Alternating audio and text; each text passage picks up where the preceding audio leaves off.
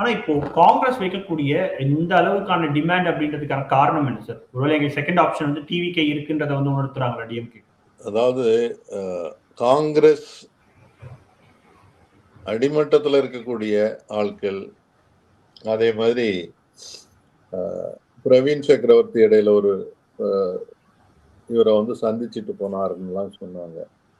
அதெல்லாம் காங்கிரஸ் எந்த இடத்துலையும் அங்கீகரித்தாகவோ அதை ஒரு விவாத பொருளாக கொண்டு வந்ததோ இதுவரை நம்ம பார்க்கல.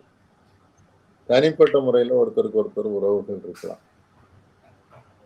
காங்கிரஸ் வந்து தாவேகாவோட கூட்டணிக்கு போனா ஒருவேளை கூட கொஞ்சம் சீட்டு அவங்களுக்கு பங்கீடு கிடைக்கலாம்.